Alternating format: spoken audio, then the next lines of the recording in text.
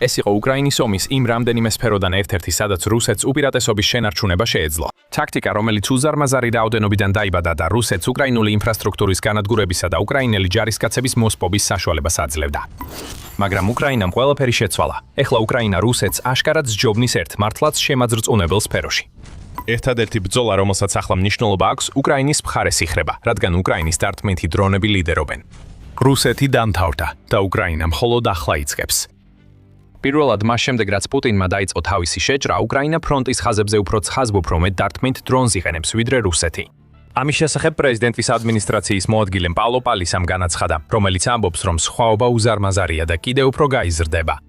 დარტყმითი დრონების გამოყენების თანაფარდობა ფრონტზე დარტყმების მხრივ ჩვენ და მტერს შორის ახლა განსხვავებულია 1.3-დან 1-ზე ჩვენ სასარგებლოდ.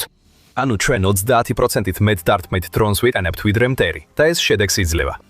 ამ შედეგებს ვერავინ უარყოფს, როცა პუტინი იწყებს რუსეთის გაზაფხულის შეტევას სტრატეგიით, რომელიც როგორც ჩანს, მხოლოდ მეტი ცოცხალი ძალის უკრაინის თავდაცვაზე შეკრას გულისხმობს, რუსეთის დანაკარგები იზრდება. მარტში უკრაინა მხოლოდ დრონების დარტყმებით 33988 რუსი ჯარისკაცი მოკლა ან დაჯრა.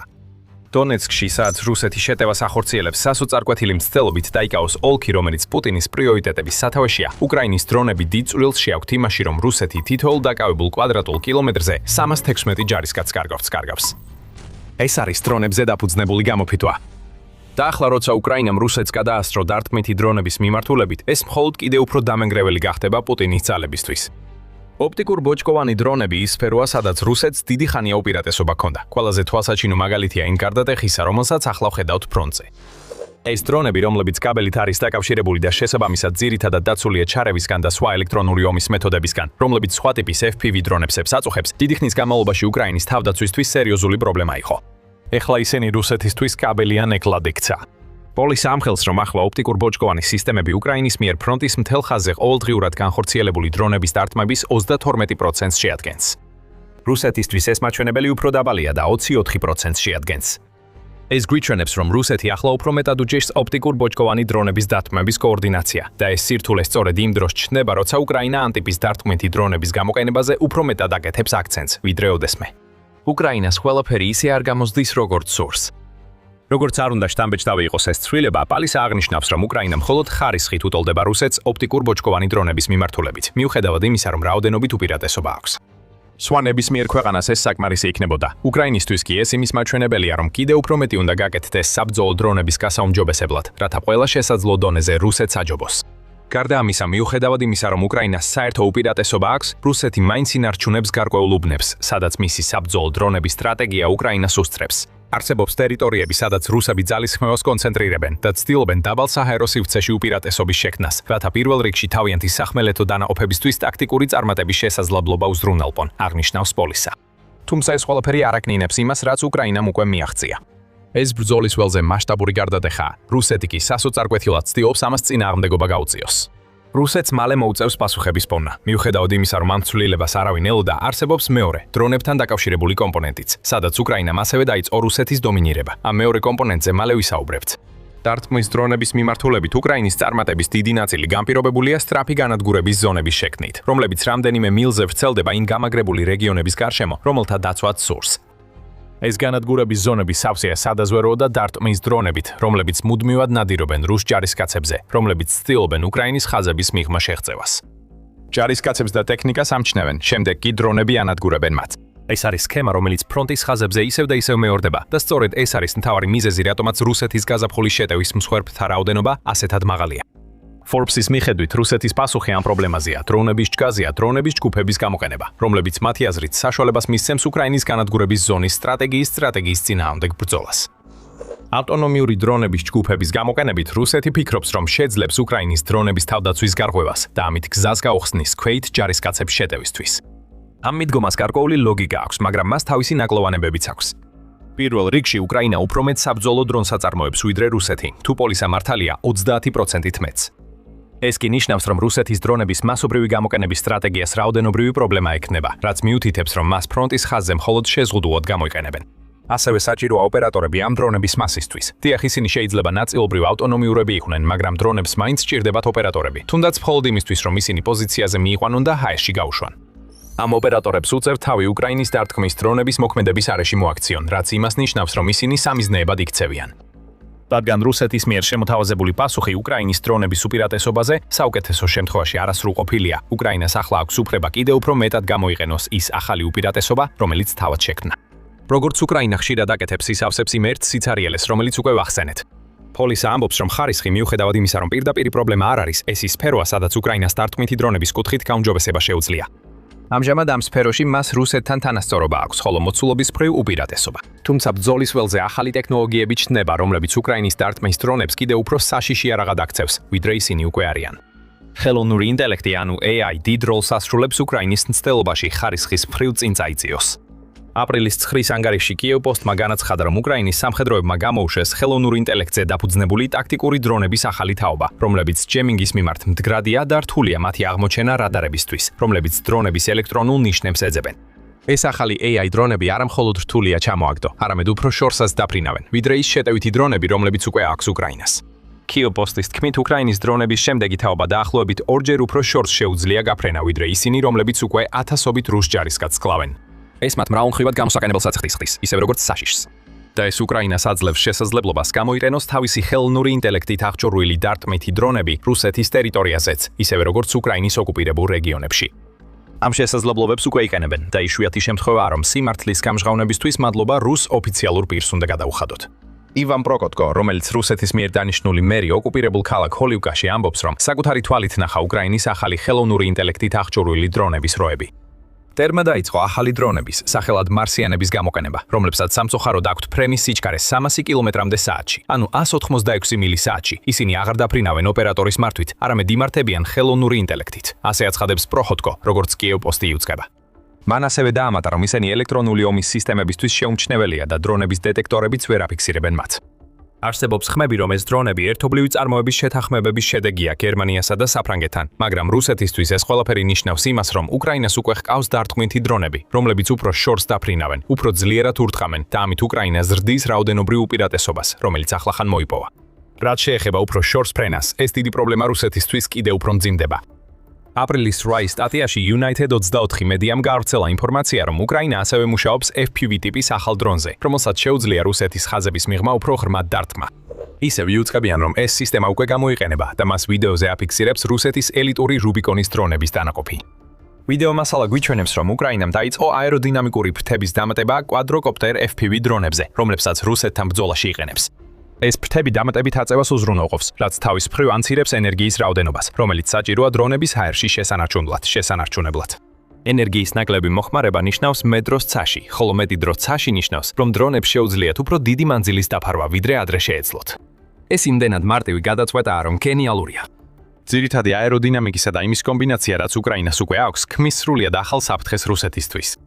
დაამატეთ ეს ახალი FPV დრონები ხელოვნური ინტელექტით მართული ჯგუფებისთვის, რომლებიც ოკუპირებულ ტერიტორიებს ესხმიან თავს და ის უპირატესობა, რაც ახლა უკრაინას აქვს დარტყმისა და ოპტიკურ ბოჭკოვანი დრონების მიმართულებით და მიიღებთ რეცეპტს იმ სარასარაც ნამდვილად აშინებს რუსეთს.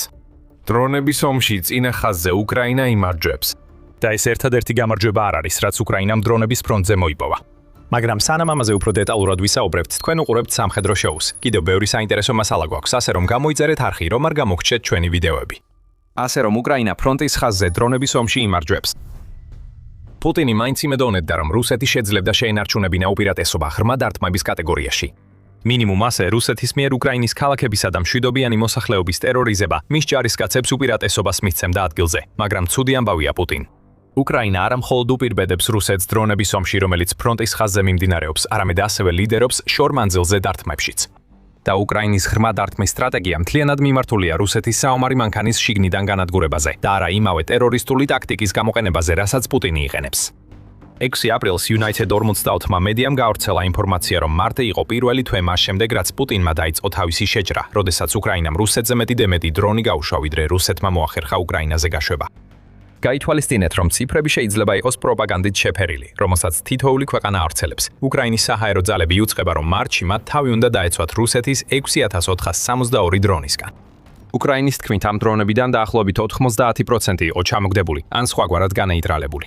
რაც შეეხება რუსეთის თავდაცვის სამინისტროს, ის ამტკიცებს, რომ ქვეყნის საჰაერო თავდაცვამ ჩამოაგდო 7357 უკრაინული დრონი.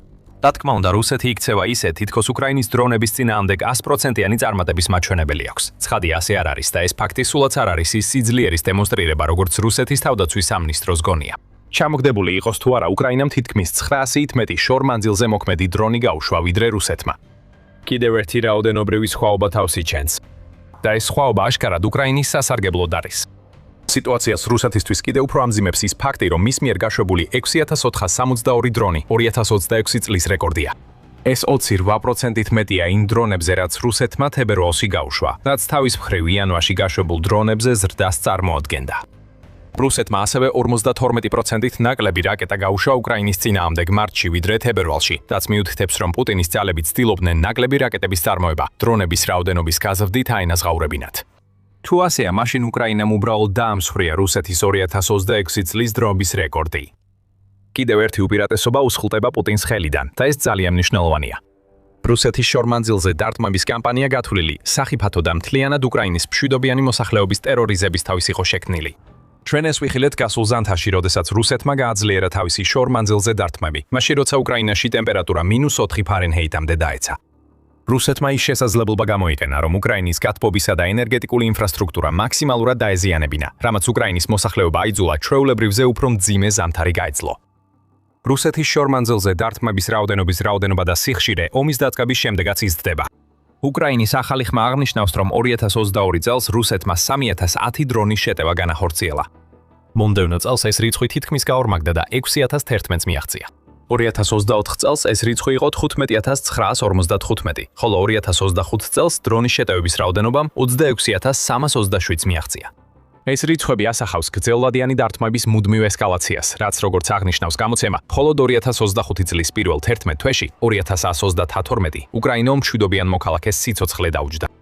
დეკემბრისთვის კიდევ 10522 ადამიანი იყო დაჭრილი. ეს რიცხვები კიდევ უფრო ზრდის ომის შედეგად მშვიდობიან მოსახლეობაში არსებული შემზარავი მსხვერპლის სტატისტიკას. უკრაინა პასუხობს რუსეთის სირმისეულ დარტყმებს. სანამ ამას განვიხილავთ, უნდა აღვნიშნოთ, რომ უკრაინა ცეცხლს ცეცხლით ეებძვის. სადაც პუტინი სამოქალაქო მოსახლეობას ესხმის თავს, იქ უკრაინა რეკორდებს ამყარებს გრძელ და საშუალო მანძილზე მოქმედი დრონების დარტყმებით, რომლებიც აღემატება იმას, რასაც რუსეთი ახერხებს და ანადგურებს მნიშვნელოვან ტექნიკასა და სამხედრო ინფრასტრუქტურას. რუსეთის საჰაერო თავდაცვის სისტემები განსაკუთრებული სამიზნეა და ეს უკვე დიდი ხანია ასეა. ხოლო 2025 წელს უკრაინის უსაფრთხოების სამსახურმა, ანუ SPUM, გაანადგურა რუსული საჰაერო თავდაცვის ტექნიკა 4 მილიარდი დოლარის ღირებულებით, რაც მართლაც განსაცვიფრებელი მაჩვენებელია. რუსეთის საჰაერო თავდაცვის სისტემების ეს სისტემური განადგურება 2026 წელს აც გრძელდება, როგორც ჯარისკაცმა, რომელსაც შულცი ეძახიან, მარტში განუცხადა კიევ ინდეპენდენს. ჩვენ ეტაპობრივად ვანგრევთ მთელ აროსის და ვცდილობთ ამოვწუროთ მათი საჰაერო თავდაცვის შესაძლებლობები, რათა გავაფართოვოთ ეს განადგურების ზონა. მათი საწარმო ობიექტებისთვის, საწარმოებისთვის, აღჭურვილობისთვის, შტაბებისთვის და ასე შემდეგ, ამბობს შულცი, რომელიც უკრაინის უპილოტო სისტემების ძალების 413 პოლკის წევრია და ის არ ცდება. 2025 წლის ივნისიდან 2026 წლის მარტამდე უკრაინის დადასტურებული თავდასხმების თითქმის მესამედი რუსეთსა და ოკუპირებულ ტერიტორიებზე მიზნად ისახავდა საჰაერო თავდაცვის ინფრასტრუქტურას, ხოლო კიდევ უფრო მეტი კონცენტრირებული იყო რუსეთის ანტიდაშვების და საჰაერო შეზღუდვის საშუალებებზე. საფუძველი ეკრებოდა ამ ტიპის დარტყმებით. და ახლა, როცა რუსეთის საჰაერო თავდაცვა უფრო ცუდ მდგომარეობაშია, ვიდრე ოდესმე ყოფილა, უკრაინა სარგებლობს ამით. ამიტომაც ვხედავთ, რომ უკრაინა ახლა უფრო მეტ შორ-მანძილზე მოქმედ დრონს უშვებს, ვიდრე რუსეთი. არ არის ისე, რომ უკრაინას ადრე აღკავდა ეს რაოდენობა. უკრაინას სურდა დარწმუნებულიყო, რომ ეს რაოდენობა რაღაცას გამოადგებოდა, როცა მათ გამოიყენებდა. რუსეთის შორ-მანძილზე შეტევები ქაოტურია. უკრაინის სიღრმისეული დარტყმები ქირურგიული სიზუსტით ხორციელდება და ეს შესაძლებელი გახდა, იმიტომ რომ მან თვეები დახარჯა რუსეთის საჰაერო თავდაცვის გარღვევაში. და ამ ყველაფრის შედეგი, უბრალოდ ვთქვათ, რომ რუსეთი ამას ძლიერად გრძნობს. დარტყმების სერია, რომელიც უკრაინამ მარტიდან აპრილამდე განახორციელა რუსეთის ბალტიის ნავთობის ტერმინალებზე, გაანადგურა ნავთობის საცავი ერთეულები და დახურა 2 პორტი, რომლებიც ერთად რუსეთის ნავთობის ექსპორტის 40%-ზე არიან პასუხისმგებელი. მას შემდეგ, რაც ოპერაცია ეპიკური ვისხვა ირანში განხორციელდა და ნავთობის ფასები მკვეთრად გაიზარდა, ეს დარტყმები საუკეთესო დროს განხორციელდა. მათ რუსეთს ნავთობის მთავარი წყარო მოჯრეს, სწორედ იმ დროს, როცა პუტინი და მისი კრემლის თანამძრახველები წლების განმავლობაში საუკეთესო პოზიციაში იყვნენ, რომ ამით სარგებელი მიეღოთ. უკრაინამ უკვე დაახლოებით 1 მილიარდი დოლარის ნავთობის შემოსავალი დააკარგვინა რუსეთს ამ თავდასხმების შედეგად, იტყობინება TVP World. და ეს შესაძლებელი გახდა უკრაინის მიერ რუსეთის საჰაერო თავდაცვის სისტემებზე განხორციელებული დარტყმების წყალობით. უკრაინა ახლა ისეთი სისწრაფით უშვებს თავის მფრინავ სანქციებს, როგორცაც პუტინი ვერასდროს წარმოიდგენდა. შორმანძილზე მოქმედი დრონები ომს, რომელიც რუსეთმა დაიწყო, პირდაპირ რუსეთში აბრუნებენ, რაც თავის მხრივ პოლიტიკურ ზეწოლას ახდენს პუტინზე. რუსეთს სპეციალური სამხედრო ოპერაციის დროს უკრაინაში სწრაფი გამარჯვება უნდა მოეპოვებინა. მაგრამ არა მხოლოდ უკრაინა უკვე 4 წელზე მეტია, რაც რუსეთს უკან აბრუნებს, არამედ ახლა ის რუსეთზე წინ არის, როგორც დარტყმის, ასევე შორმანძილზე მოქმედი დრონების მიმართულებით.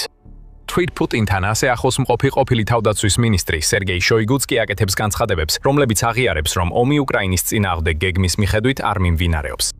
თუ ეს რეაქციები იგნორირებული დარჩება, კონტროლის გამკაცრება და დაგროვილი იმედგაცრუება საბოლოოდ შეიძლება ერთ რეგიონში აფეთქებას გამოიწვიოს. შემდეგ კი ჯაჭვურ რეაქციას. ამბობს ოლექსეი მელნიკი, რომელიც არის რაზუმკოვის ცენტრის საგარეო პოლიტიკისა და საერთაშორისო უსაფრთხოების კვლევების თანადირექტორი. ინგრედიენტები უკვე არსებობს: ხელისუფლებისადმი უკმაყოფილება, უსაფრთხოების გრძნობის შემცირება და მზარდი არასტაბილურობა, ამატებს მელნიკი. ომის რამდენიმე ასპექტი, რომლებშიც პუტინს შეეძლო ეთქვა, რომ იმარჯვებდა, მას ხელიდან წაართვეს. რუსეთის ჩამორჩენა დრონების ომში კიდევ ერთი დარტყმაა იმ რუსი პრეზიდენტისთვის, რომლის ძლიერ ლიდერად აღქმა დიდი ხნის წინ შეილახა. დრონების ეკონომიკური ბრძოლაც უკრაინის სასარგებლოდ მიმდინარეობს. როდესაც უკრაინა უფრო მეტ შორმანძილზე მოქმედ დრონს უშვებს ვიდრე რუსეთი, პუტინს უწევს იმასთან გამკლავება, რომ უკრაინა ასევე ქმნის ანტიდრონულ ტექნოლოგიებს, რაც რუსეთის ღრმა დარტყმებს ნაკლებად ეფექტურს ხდის. უკრაინას ახლა აქვს ჩამჭერი დრონები, რომელთა ღირებულება $1400-დან $2400-მდე მერყეობს და ისინი სრულიად საკმარისია რუსეთის შაჰიდის ტიპის დრონების შესაჩერებლად, რომელთა ფასი 10-ზე მეტჯერ მაღალია. უკრაინის დრონების ექსპერტიზამ ასევე გაზარდა მისი მოთხოვნა ახლო აღმოსავლეთში, სადაც სპარსეთის ყურის ქვეყნები 10 წლოვან თავდაცვით შეთანხმებებს აფორმებენ უკრაინასთან, რათა ისარგებლონ იმ გამოცდილებითა და აღჭურვილობით, რომელიც 4 წელზე მეტი ომის განმავლობაში რუსეთთან ბრძოლაში ჩამოყალიბდა. მოკლედ, უკრაინა დრონების ომში ერთზე მეტი გზით იმარჯვებს. ციფრების მხრივ უკრაინა ლიდერობს როგორც დარტყმითი დრონების, ასევე შორმანძილზე მოქმედი დრონების მიმართულებით. ეს ვითარება მალე არ შეიცვლება. უკრაინა აქტიურად ზრდის დრონების წარმოებას. უკრაინის თავდაცვის მინისტრის მოადგილემ სერჰაი ბოევმა იანვარში განაცხადა, რომ უკრაინა 2026 წელს ყველა ტიპის 7 დრონის აშენებას აპირებს. უკრაინას ასევე აქვს ამბიციური გეგმები, რომ წელს ევროპაში 10 დრონის ქარხანა გახსნას, რაც მის წარმოების შესაძლებლობებს გაავრცელებს იმ ქვეყნებში, რომლებზეც პუტინი ვერ მიიტანს იერიშს, ომის დაწყების გარეშე ნატოსთან. უკრაინა წინ მიიწევს და ყველაფერს გააკეთებს, რომ იქ დარჩეს. ევროპისა და სპარსეთის ყურის ქვეყნების ხსენებაც აჩვენებს, თუ როგორ გახადა უკრაინის დრონება ქვეყანამ მნიშვნელოვან გეოპოლიტიკურ მოთამაშედ. 2022 წელს უკრაინა შედარებით მცირე მოთამაშე იყო, რომელსაც მარცვლეული და ბუნებრივი რესურსები ჰქონდა შესათავაზებლად. ეხლა ის ლიდერია იმაში, რაც შეიძლება იყოს 21 საუკუნის ყველაზე მნიშვნელოვანი იარაღი. რუსეთი ნამდვილად და სრულად დაჩრდილეს. და რას ნიშნავს ეს პუტინისთვის? პასუხები უკვე ვნახეთ. უფრო მეტი რუსი ჯარისკაცი იღუპება, რადგან უკრაინაში გაზაფხულის შეტევის კატასტროფულმა დასაწყისმა ანძალები უკრაინის დარტყმითი დრონების კედელს მიაჯახა. რუსეთის შიგნით და ოკუპირებულ ტერიტორიებზე საჰაერო თავდაცვა, ნავთობი და ყველა სხვა სამხედრო ობიექტი იწვის. უკრაინა გლობალურ არენაზე მნიშვნელოვან გავლენიან ძალად იქცევა, რადგან პუტინის ძალაუფლება სუსტდება. და შემდეგ არის ციფრები. უკრაინას უბრალოდ მეტი აქვს. ის უშვებს უფრო მეტ დარტყმით და შორმანძილზე მოქმედ დრონს ვიდრე ოდესმე, უფრო მეტს ვიდრე რუსეთს შეუძლია გაუმკლავდეს. და როცა 2026 წლის დარჩენილი პერიოდისთვის გეგმავს, ერთი რამ ზუსტად ვიცით. უკრაინა დრონების ომში მხოლოდ უფრო გაძლიერდება. უკვე პარალიზა რუსეთის ბალტიისპირეთის სასიცოცხლო არტერია. და უკრაინამ აჩვენა, რამდენად ეფექტური შეიძლება იყოს მისი დრონები, როცა რუსეთს ნამდვილი ჯოჯოხეთური კვირა მოუწყო საკუთარ სანაპიროებზე. პორტები, რომლებიც ადრე ხელშეუხებლად მიიჩნეოდა, ახლა ცეცხლშია და ეკონომიკური ზარალი საკმარისი იქნება იმისთვის, რომ რუსეთი დრონების ომში კიდევ უფრო ჩამორჩეს უკრაინას. ომის ახალი სახიფათო ფაზა დაიწყო და მეტ ინფორმაციისთვის შეგიძლიათ უყუროთ ჩვენს ვიდეოს. თუ მოგეწონათ ეს ვიდეო, აუცილებლად გამოიწერეთ The Military Show, რომ ყოველთვის ნახოთ ჩვენი ანალიზი უკრაინის ომში ბოლო მოვლენებზე. მადლობა ყურებისთვის.